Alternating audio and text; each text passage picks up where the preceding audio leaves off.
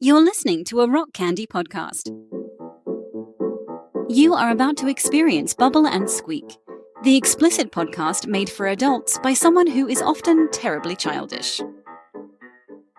Hi, I'm Peter Santiscano, and this is Bubble and Squeak, a podcast with uncanny sounds, funny interludes, and stories, most weird, many true. Okay, here's Season 2, Episode 2.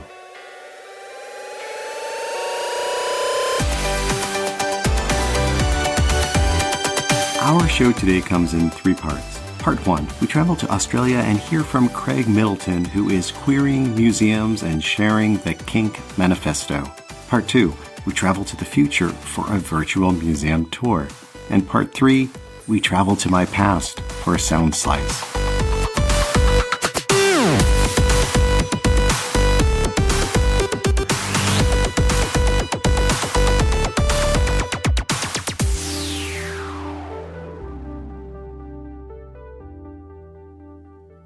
Craig Middleton is a curator in Australia. He even has a fancy job. He is the assistant manager of exhibitions at the National Museum of Australia.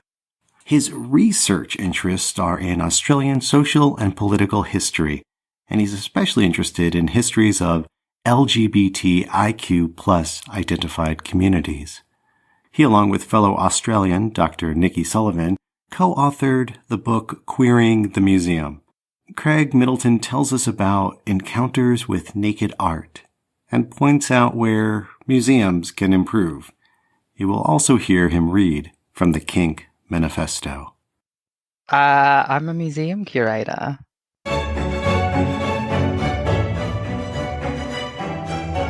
Heteronormativity has too long had the world in its grips, and our mission is to prise open its fingers. Kinq is an acronym, K-I-N-Q, an acronym for Knowledge Industries Need Queering.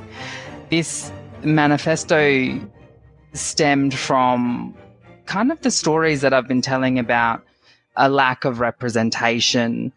Heteronormativity, we suggest, is a hereditary disposition, a set of well-trodden paths leading to tacitly agreed objects and outcomes. So I identify as queer, I'm a gay man, but what is a queer object? The amount of nudity in art is, amazing. And as an adult, I appreciate it in a much different way. And it was most definitely an erotic experience as a teenager, grappling with my own sexuality at the time, not having shared with friends, family, anyone that I had same-sex attraction to men. But then going into this space and seeing depictions of naked men and naked women and naked mythical creatures, a particular outlet that I had never had before to have those thoughts and those feelings. So the more we uncritically follow these paths that are given to us, the more normalized they become, the more right they seem, and the more other possible paths become unimaginable. Kinq needs you what is a queer to object? Make visible and denaturalize. I am in my early 30s. I still grew up in a suburban Australian town. When I was growing up, I didn't see representations of myself in the cultural products around me, the movies, the TV shows, the books I read had love interests between men and women, not men and men. And maybe I was looking for the wrong books. The only representation of gay men that I found was through TV shows like Queer as Folk. But in Australia, they were aired at 11:30 p.m. at night. My experience of those identities was very hidden into the night. And that's a common story. For me, when I go into museums and art galleries and just in the world, I'm looking for myself. So often you read against the grain, you read against what's being presented to you, and you find queerness in the world around you. And I've definitely done that. You grab onto particular glances or facial features of limp wrists and all of these things, and then you create an opportunity to see yourself. And I definitely have done that growing up, and you have to do that when you enter a space like a museum or a gallery, because often those experiences are so hidden or not explicitly talked about, even if they're there. It's not just about but what is a queer representation and inclusion. It's about moving beyond the structures of power and privilege, thinking about museums in a different way that doesn't just include othered others, but opens up museum ideas like display, interpretation, significance. We invited 10 LGBTIQ identified individuals who lived in the city of Adelaide, and we asked them to look through our collections to find something that related to experiences, might have been theirs, might have been other people's, experiences of gender and or sexuality. One person, Richard Boyle, who is a local textile artist, he was really interested in fashion and textiles, so he looked through our fashion collection. He found a wedding dress that he was particularly fascinated by because it was from the 1950s. It was purple in colour, and it wasn't a traditional wedding dress. 1950s, post-war, people couldn't afford big glamorous dresses, so they were cut off at the knee and they were very structured. But it was purple. In his research, he also found something else in our costume collection, which was a beard from a child's costume. And Richard wanted to display them together on the same mannequin. He wrote this beautiful piece which explained the concept of a lavender marriage. A lavender marriage is a marriage of convenience between a man and a woman. Largely, the man was homosexual. Sometimes the woman was too. This marriage was to conceal sexual identity, and so the woman in this marriage was referred to as a beard. What that display did was open up the possibilities of exploring concepts very specific to queer lives without suggesting that those objects belonged to people who participated in a lavender marriage. But you can imagine if someone who did participate in the lavender marriage walked into that exhibition space and saw that, then their story would have been represented. A queer object? Is a queer object only something that was used in a march for LGBT plus rights? Is it something that was created by a queer person, or is it something different? And I think I'd advocate that it's all of those things and it's more. And through putting particular objects together that might not ordinarily be put together, and through the application of text or video or story, you can actually draw out all these other stories from particular objects. But what is a queer object?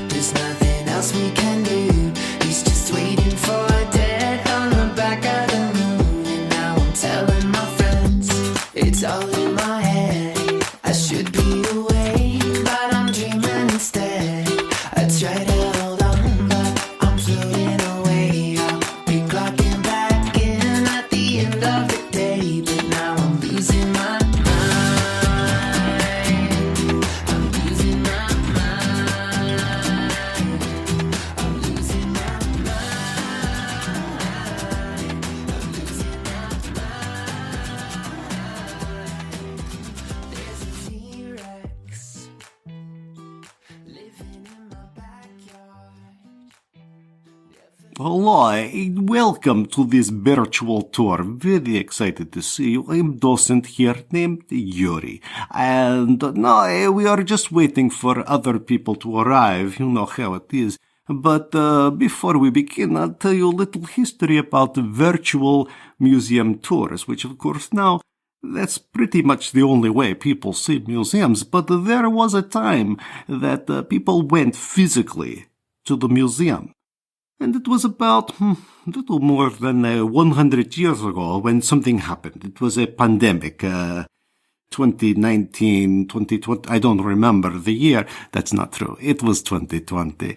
Pandemic. And this pandemic shut things down for the first time, and that is when the virtual tours began. They were not very good to begin with.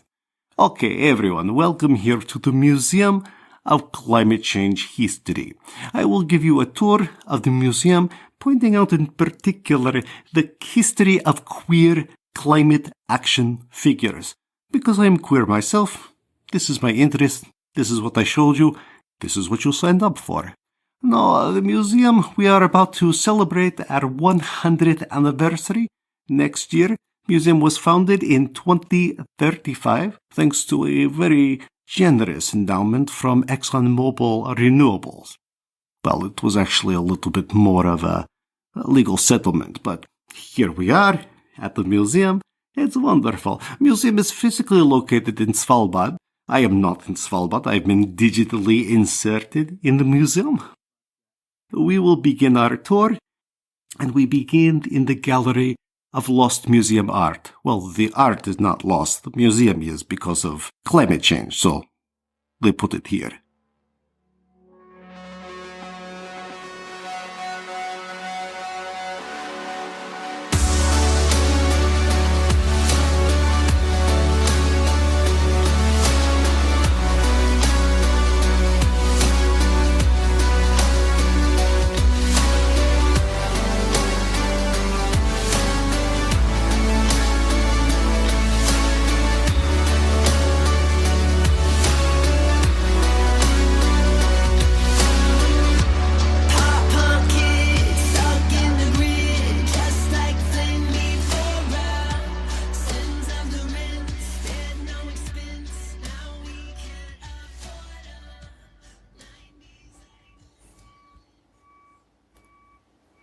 Let me set the scene for you. It's December 2020. I'm in Lake Huntington, New York, in the New York State Catskill Mountains. It's the town where I grew up. I'm walking around the building, in fact, where I lived much of my life. A building that was once known as Pete's Pub, the bar and restaurant my parents, Pete and Anita Toscano, ran for 35 years. It snowed a lot. In fact, more snow than they've gotten in some time. So I'm in this weird in-between time, walking and hearing this sound from my childhood, feeling the snow beneath my feet. And as I walk, I'm hearing this beeping, obnoxious beeping noise that's coming from a beef farm across the lake. And I hear the crows. But mostly what I'm listening to is the snow.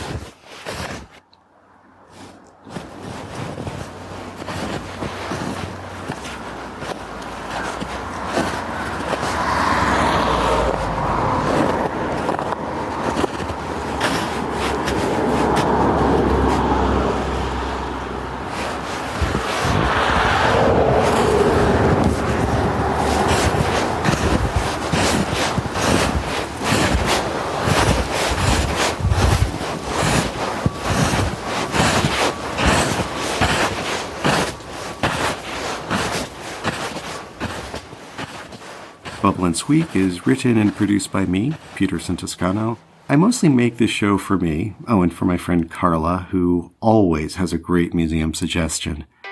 The Bubble and Squeak theme song is Worthless by the Jelly Rocks from the Bang and Whimper album. You can find it on iTunes, Spotify, or wherever you listen to music. You also heard Milk the Lightning and Bleachers by 11D7 on the new Beta Mosh album. Back to the Green Hall by Erlyn Field, and Follow Me Wild Horses by Caspi. To find more great music and new podcasts, visit rockcandyrecordings.com. Many thanks to our guest, Craig Middleton. He co-authored the book Queering the Museum. It's published by Routledge. Follow Craig on Twitter @_museumguy. That's @_museumguy. Feel free to say hi to me on Twitter @P2Son, the letter P, the number 2, SON. Oh, and thanks for listening. For more shows like this one, visit rockcandyrecordings.com. a criticism that I have of museums is that sex is in no explicit way discussed, but it's a huge part of not everyone's life, but a lot of people's lives.